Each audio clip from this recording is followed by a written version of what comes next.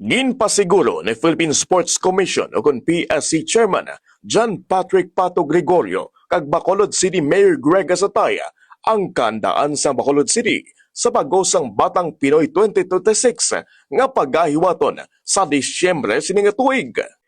Sa isa ka press briefing nga ginpatigayon sa PSC Main Building sa Rizal Memorial Sports Complex sa Manila subong nga Martes, Hunyo 23, ginpabutyag ni Gregorio nga nagakaupod ang misyon sang Batang Pinoy kag palarong pambansa sa paghana sa mga kabataan nga atleta agud manginhanda sa mga international nga kompetisyon.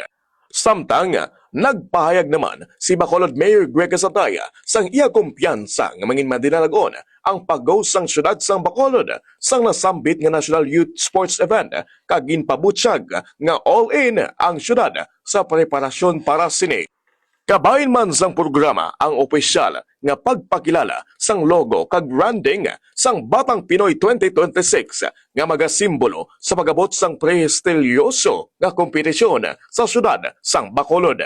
Nagupod man sa launching Sunday Department of Education o DepEd Representative Miguel Angelo Mantaring, Department of the Interior and Local Government o DILG Undersecretary Rolando Puno, PSC Commissioner Olivia Bongco, Bacolod City Administrator Attorney Mark Steven Mayo kag Attorney Ret de Monteverde. Ginapaabot nga magatigan ang Batang Pinoy 2026 sang oportunidad para sa libo-libong nga mga kabataan nga atleta gikan sa nagkalain-lain nga bahin sang pungsod nga magpakita sang ila talento kag abilidad sa patag sang sports.